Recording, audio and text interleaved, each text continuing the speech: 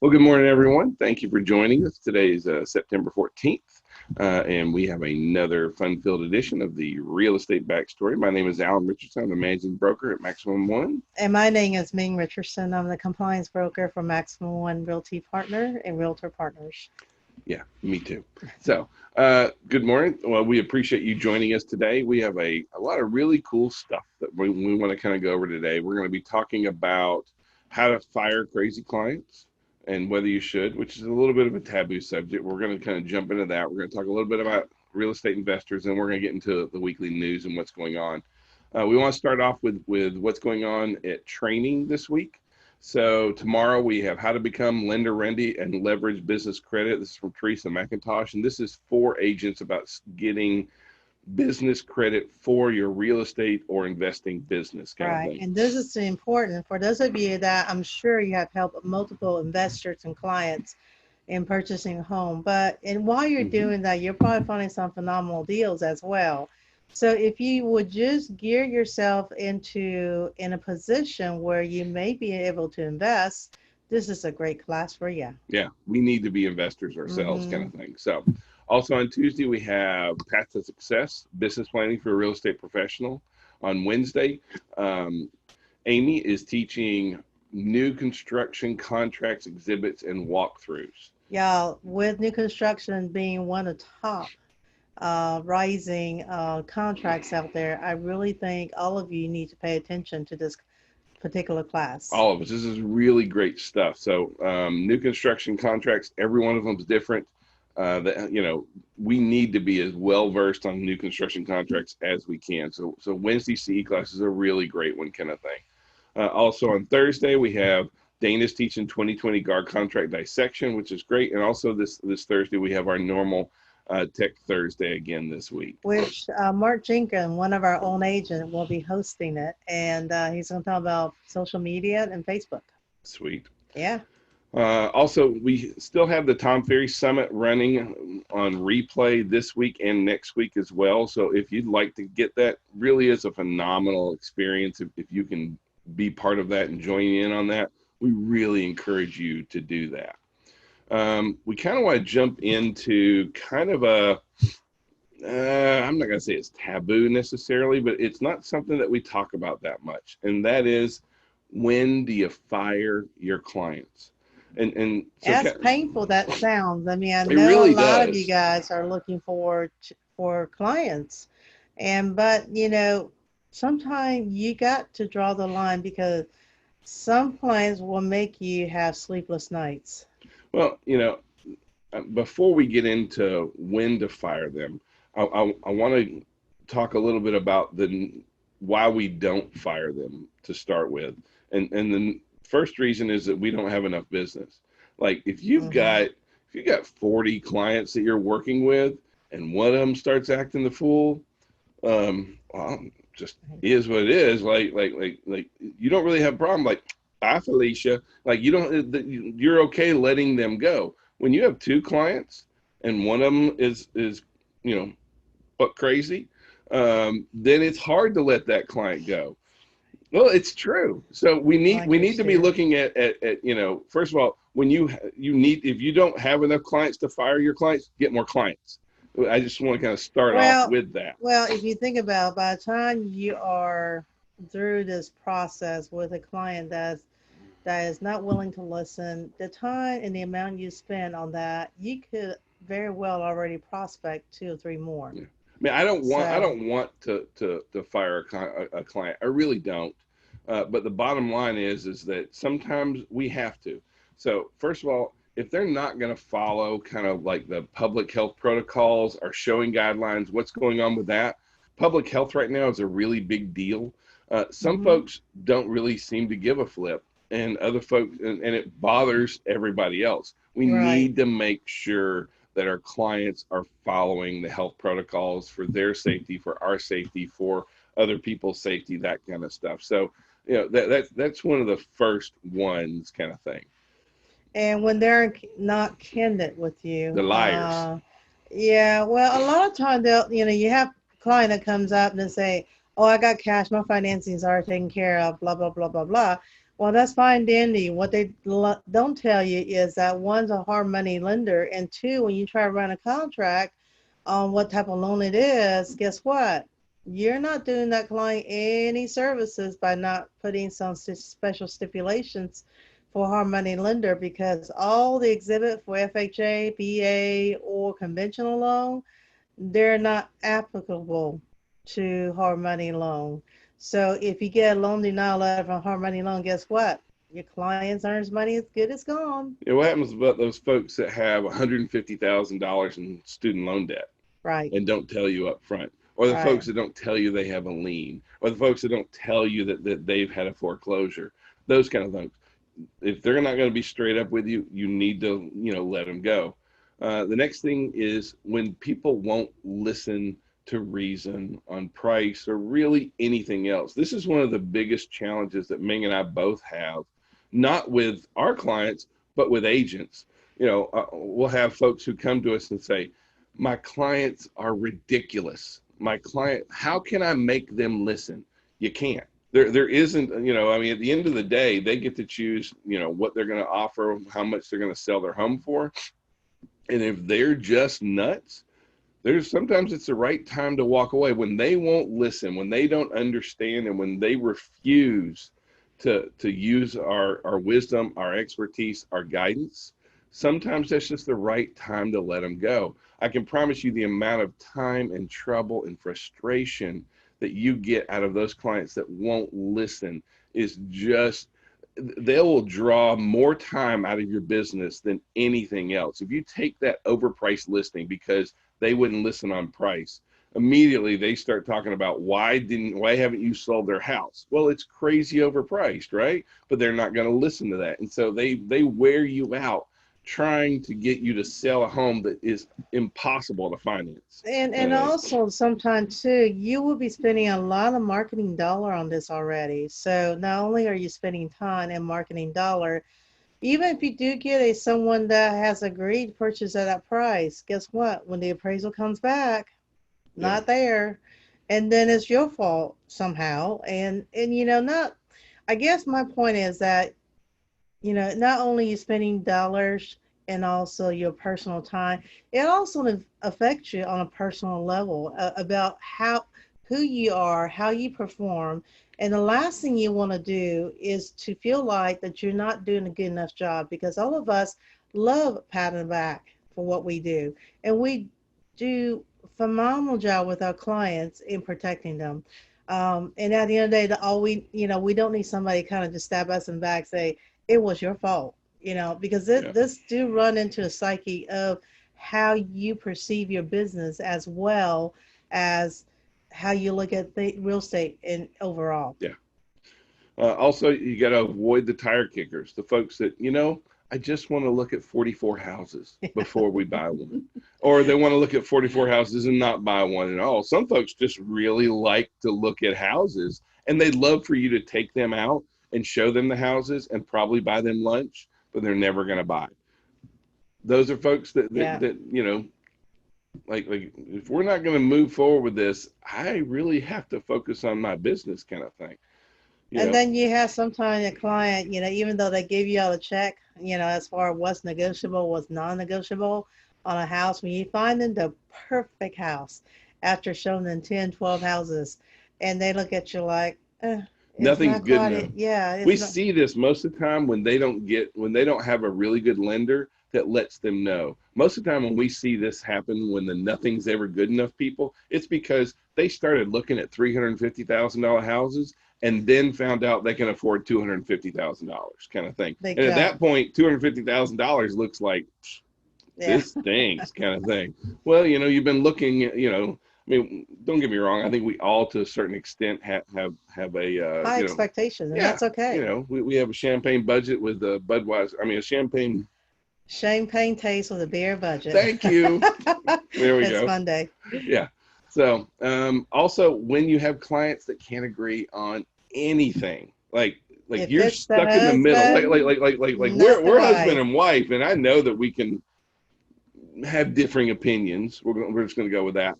Um, We agree to but disagree. if you've ever been like a marriage counselor through a contract, that's not a great place to be. You end up losing more time, more trouble, that kind of stuff. So, when you got clients that just can't agree on anything, you just sometimes need to give them a little bit of time to stew, kind of thing. So, So anyway, if they can't agree, at the end of the day, you need to have a heart-to-heart chat with them hmm and point out what is it that they wanted and what you have found, and let them make the decision.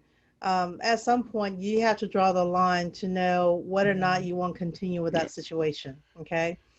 And also, when they're abusive, outright just abusive towards you and your associate, meaning that they call you all sorts of names. And some of us can take profanity much better than the other. I, for one, do not like profanity, not because I'm a prude or anything. I used to swear quite a bit during and my her husband restaurant still does some. and So, in the restaurant days. But as I age, they're just, you know, profanity doesn't get anything through but negativity. well, we all There's work really hard, and we don't deserve to be spoken to that no way. If you can't treat me with respect, with the same respect I'm going to treat you, then you need to let them go. I right. just think that that's one of Not those like non-negotiables for me. not Like if when you're a you're jerk to me, I'm done. I don't need to work with you. Look, we're independent contractors. Like for real. See ya. I'll go find somebody else that's going to treat me for the worth that I am. right. And so, professionalism, and if they just start disrespecting you, guess what? They're not going to trust anything that you say. If there's no trust in this relationship, it's not going to go well. Yeah. It's going to be a hard case when a word goes. So just understand that. Yeah, the next folks you want to let go are folks that violate the terms of their contract and then blame you. Okay, these are the folks that they don't hold it. I mean, Ming deals with this all the time. You know, On the uh, back end, because I see the paperwork. So you have clients that keep on saying, "Oh yeah, I'll drop my earnest money tomorrow," and you know what? And meanwhile, I'm sitting on the other end, and say, "Hey, where's the earnest money?" You know. So when the client, you know, keep on dragging certain things, that's because they already know this is the house they want, but they have an issue with their finance. yep. If that's the case, honesty is the best case, because sometimes you can explain things much easier than trying to do an amendment and after amendment after amendment to where the listing agent don't trust you anymore.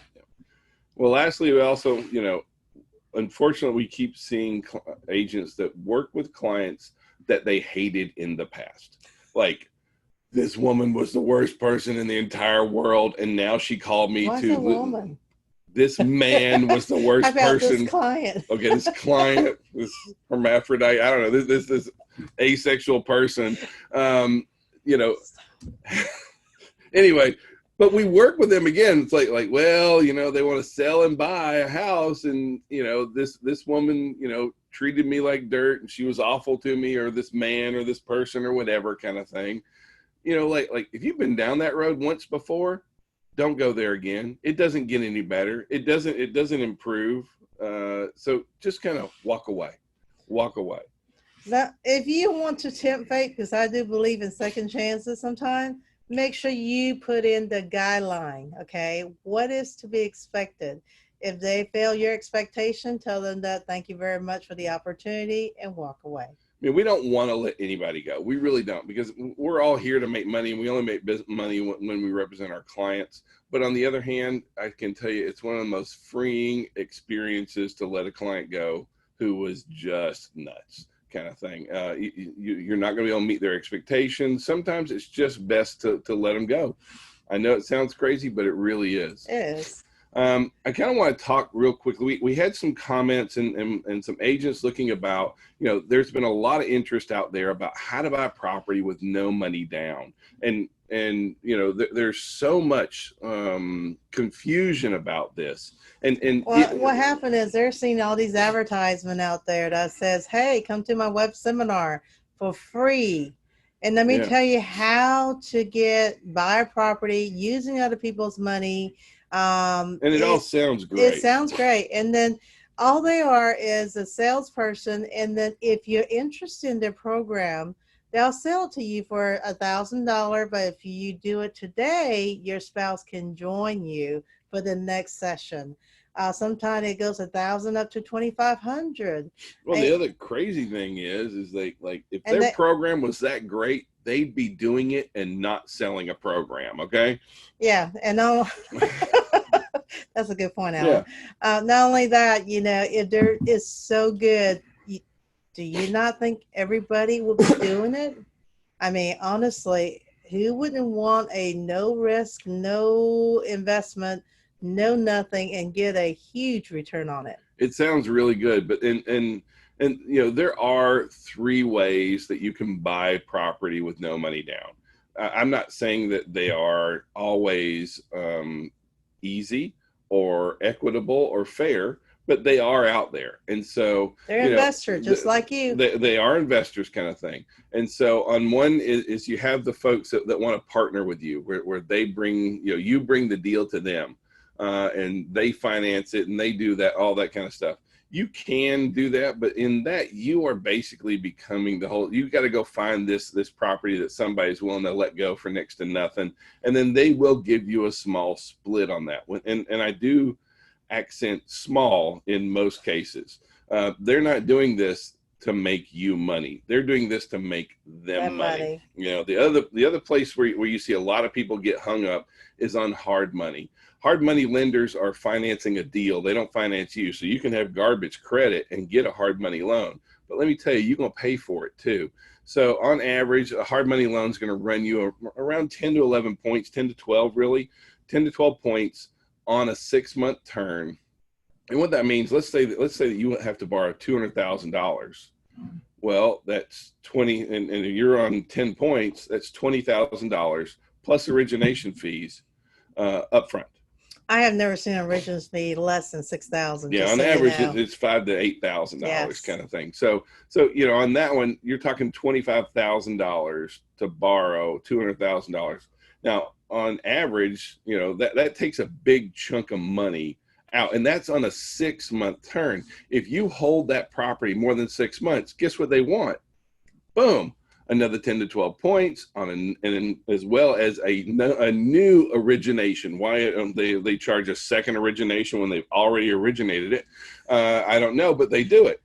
Investment. And see, the challenge is that most new investors don't have their systems in place. For you to go out, acquire a property, flip it and get it back on the market in 6 months, you've got to have some systems in place. You've really got to be able to rock this thing, because you've got to get it. You have to have a team in place to rehab it. You got to get it back on the market. You got to get through, the whole 9 yards, and then get it back out there. And if it takes more than 6 months, it takes 6 months in a day, you're still paying another 20 grand on that money kind of thing. So, honestly, in our experience, hard money is the equivalent of loan sharks in our industry kind of thing. Honestly, unless you have your system down pat. I mean, what I mean by that is that before you even buy a property, you already had a contractor going out there bidding it and give you a exact timeline. And if you don't leave any leniencies in the budget or the timeline, then you're going to suffer that consequences. Yeah. So if you don't have those systems in place, and right now with new construction the way it is and material being short supply, take those things in consideration. Contractors are backed up big time right now. Yeah, right. Yeah. So, lastly, you'll see people that try to do wholesaling, and there's a reason that the majority of the wholesalers are not licensed real estate agents, because as a licensee, we are required to disclose. And with that disclosure, the average wholesaler will find some guys like, hey, for $70,000, I'd sell this place. And so they go and they say, okay, I'll buy this from you in 30 days for $70,000. And now they spend the next 29 days beating the bushes looking for someone that will buy this property for them for $90,000 or $85,000 or $100,000. And then what they want to do is they want to then go to closing. They want to go into this room over here, and they want to buy that property for $70,000. For assignment, it's basically, if you do it right. Yeah, I'll talk about assignment in just a second. But first, on the back-to-back closing, with a back-to-back, you walk into one room with the seller and you buy the house. for $70,000.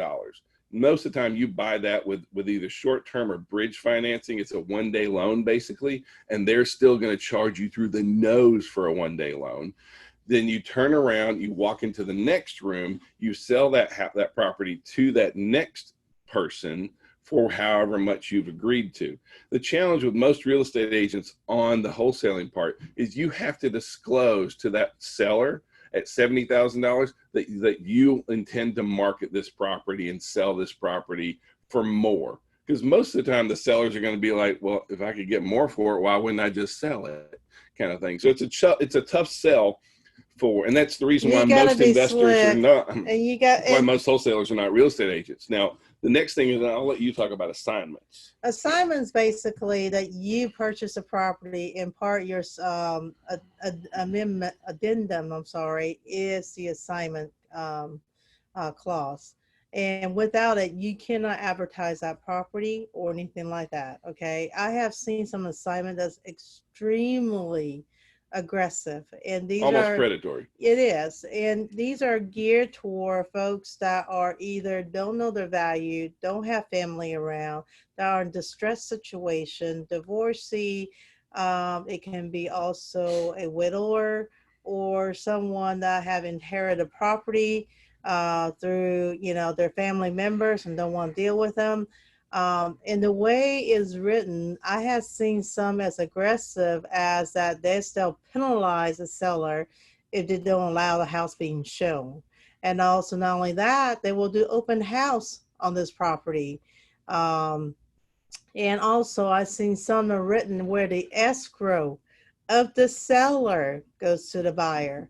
Yeah, that's seller's money. So, well, and unfortunately, those sellers are very not that they're dumb, or they just don't know. They're not educated in this process to where they know who is taking advantage of them. There's a lot of litigation around assignments, right? Simply because they're written most of the time not by licensed professionals and not by a real estate attorney. They're written by a wholesaler that is just trying to work around the system, kind of thing.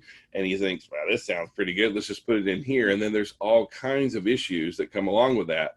Because they're not licensed, they're not held to the same standards of the real estate commission, but that doesn't mean they can't get their butt sued off. So, there are some options out there, but they are all very, very expensive, kind of thing.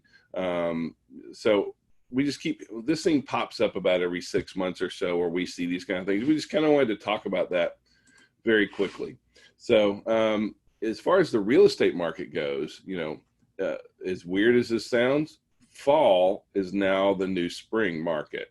The way things are looking is how things look for us in February right now. We have record low mortgage rates, huge buyer demand, kind of thing. And now we are starting to have a little bit of rising inventory, which is what we normally get. And that's why this looks a little bit more like spring than it does necessarily summer at this point. A new poll came out this past week that said that most Americans think it's a good time to buy and a good time to sell. Personally, I think it's a little bit better if you're for a seller right now. But overall, for home buyers, they poll every month, and it went from the percentage of respondents who said it's a good time to buy went from 53% to 59%. At the same time, the folks who said, is it a good time to sell, went from 45% to 48%, kind of thing. As far as how folks are thinking, everyone is feeling pretty strong about how this market is going. Mortgage rates continue to look really good. Yeah. And Americans are feeling that also, and they believe that as well. Job concerns continue to be an issue for a lot of our sellers. I mean, a lot of our buyers, as well as our sellers, and the overall economy continues to drive that. But still, it is a pretty good time. Unemployment this past week dropped to 8.4%. It's our lowest one. And we had 881,000 people on unemployment, which, when compared to where we were, months ago, I mean, we were hovering over 1 million for just months and months and months. And so we're steadily seeing this number continue to decline. And so that's very, very good. on the mortgage side, last week they said, you know what, mortgage rates are really going to pretty much Just level out. hold still. We're not going to see, don't expect to see mortgage rates drop anymore. And then this week, what happened? Drop 0.08 of a point. Yeah. 30. 2.86% is our 30-year fixed rate. 15-year fix is a 2.37, and a 5-year ARM is 3.11. I mean, I really don't see this thing going any lower. I don't know how it can go any lower without us actually start giving people money to give them money. I mean, it's just getting ridiculous. But the Fed keeps saying that this thing is going to, it is really going to level out. All the lenders are saying that. I really feel that we're pretty much at the bottom of where mortgage rates can really go, kind of thing. At the same time, this is fueling huge increase in mortgage applications. Normally this time of year, mortgage applications are just not doing it. And this is another reason why it looks more like spring. Mortgage applications are up 40% over last year. 40%. Okay. I mean, a lot of them have to do with refinance as well. As it does, but still, overall mortgage applications are up huge right now. But even purchase applications are up pretty significantly, kind of thing. So that's continuing to fuel what we're seeing in the market, and because we're still seeing price appreciation higher than what the appraisers necessarily are going for, kind of thing. At this point, our sellers really are, calling the shots. But for how much longer, really, y'all? Because at some point, right now we're seeing appraisal issues, especially really on side note, for Quicken Loans and online Rocket Mortgage, we're seeing more and more issue with their appraisals. I'm not sure because they're getting appraisal pull from outside the area where the home are being evaluated. But we're seeing more and more of that under appraised value property through the online system. So be very proactive about that, because that continues to be an issue. One thing that is going to help soften that is we are starting to see a slight uptick in inventory. Thank you. We need more inventory in a bad way. More inventory right now is not a negative, okay? Because we got a lot of buyers looking for property right now. So we need more inventory, kind of thing. Overall, we got some really good news. Okay, this sounds bad. Okay, this is bad news for some people and good news for us. Right. But iBuyer purchases dropped 88% in the second quarter. So part of me just feels terrible for Open Door and OfferPad and Zillow. Not at all, but do know they are going to be coming back into our market, but the market's a little bit different. So they're barely dipping their toe in right now. We really see iBuyer demand and market penetration a little bit lower than it has been in the past, kind of thing. So I'm being a little tongue in cheek, but seriously, like I'm glad that they're not competing as strongly as they were with us. Well, they got a lot of buying power. Let's be honest. So we have seen condo inventory growing strong. Excuse me. This I don't have the Rona. I've got allergies and it's killing me. So, but condo inventory is growing. We saw this big rush from inner city out to the rural areas. Suburbs were kicking up, but now mainly because of inventory, because there is inventory, condos are back to being on fire again. Condos, townhomes is now growing at the same pace as single family properties are right now. So we can't, there for a while it looked like condo was really slowing down. Not the case anymore. Condo is really, really picking back up again. So that's not really a great place to find some inventory. There have been a lot of folks who have been picking up farmland. We got a recent report out that said, investors have been snatching up farmland. And really I bring this up because for ag land, the average price per acre is $4,100 per acre.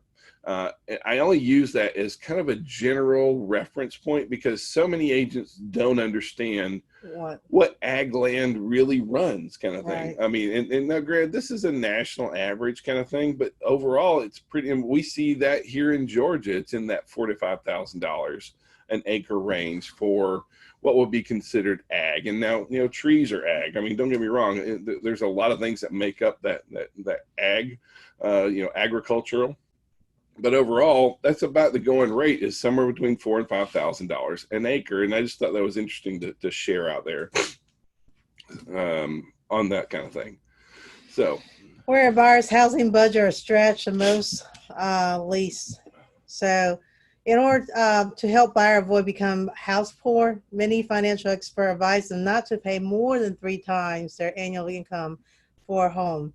But that guideline isn't easy to follow in some high-priced market. Furthermore, buyers are grappling with higher home price and seek competition that may require them to stretch out their budget more. So Atlanta, we're ranked number 24 in the nation. And basically, on average, our median income in Atlanta is just shy of $80,000, $79,000, our median income. Our median loan amount, not the total purchase, but our median loan is $225,000. Which fits in that realm because, take 8 times 3 is $2,400, $240,000. So we're at 2.8 times. So the overall Atlanta average is 2.8 times the average income right now for the average loan amount. And that's very, very doable. That helps us with our affordability ratings, that kind of stuff. But we just wanted you to, overall, that's a really general rule to kind of share with a lot of your clients that not many agents always think about, kind of thing. This past week, we had a real estate agent that went on a showing, and they found an armed man hiding in one of the secondary bedrooms. They're walking through the house. Oh, look, let's look in this bedroom. Boom. Here's a guy with a shotgun. That's scary. Y'all, we got to be careful. It's a crazy world out there.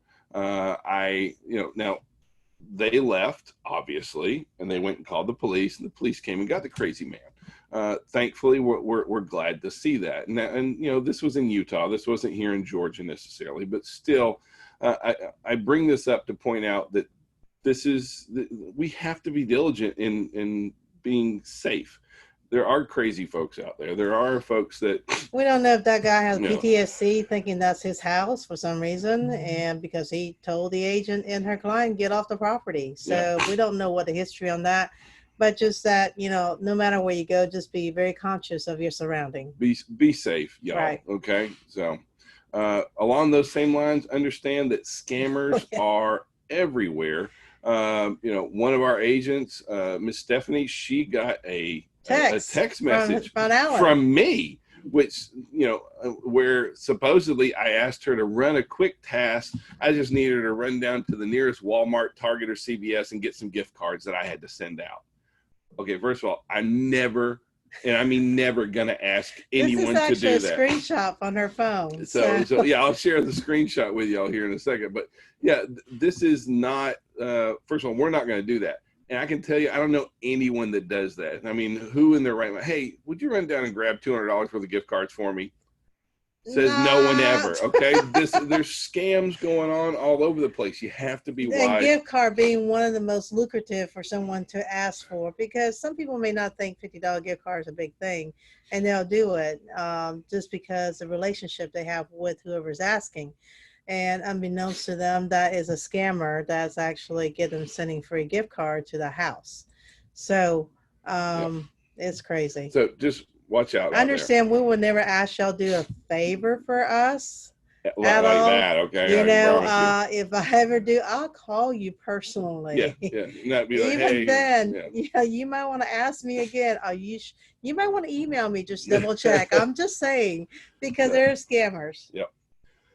We are seeing some huge demand for single family rentals, but the challenge is we're also seeing eviction moratoriums right now. And so the combination of these two items has made it so hard for renters in this market right now. Mm-hmm. If you're trying to rent a $1,500 to $2,000 a month property, good luck. okay, because they are the good ones are rare. Because the foreclosure moratorium runs through December 31st, there's no way that if you get a bad renter, you're stuck. Okay, so the other side of this is what landlords, the hoops they're making tenants jump through to get a property. If you thought it was tough being a renter before and trying to go through all the background checks and the whole 9 yards, like, they're going to be calling your mama and your mama's mama, and they're going to be checking out everything about you. And so if you got anything slightly shady on your credit or anything jacked up, there's a really good chance they're not going to rent to you right now.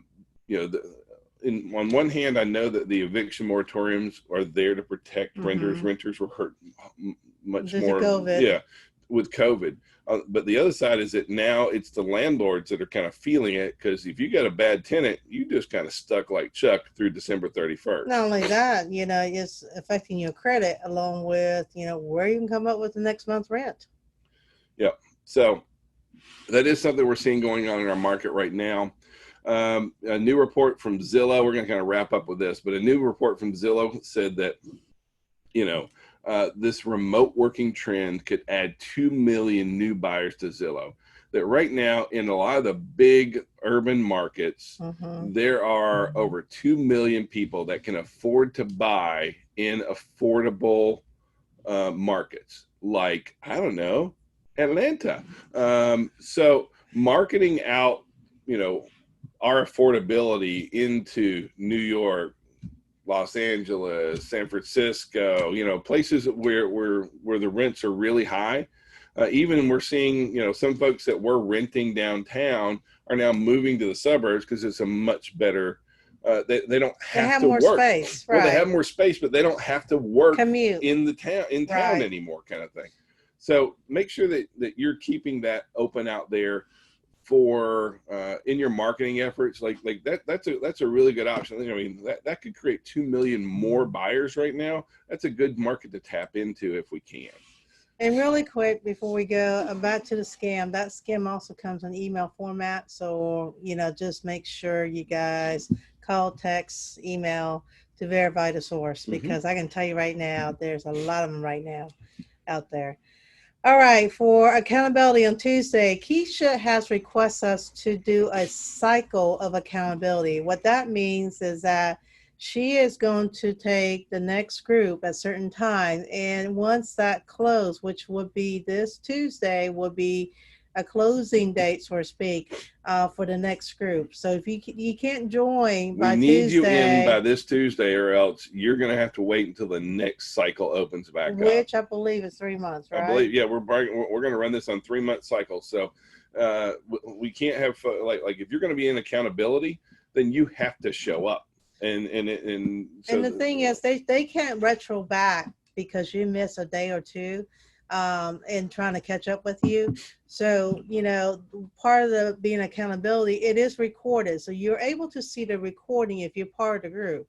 The thing is, they're not going to retro back because it's not fair for everybody to step back just so you can catch up. Just to catch you up. So, you have to commit to accountability. And let me tell you, people pay great money for accountability. And we're offering as a motivation and as to your success that we're trying to help you grow. So take advantage of it. It is worthwhile. Yep. So thank you very much. I hope today was helpful for you. I hope you got some good information and really have just a really great week. If we can be of any service, please let us know. Call, text, smoke signals. We answer it all. So thank y'all very much. Thank you. Have a great Monday. Bye, y'all. Take care.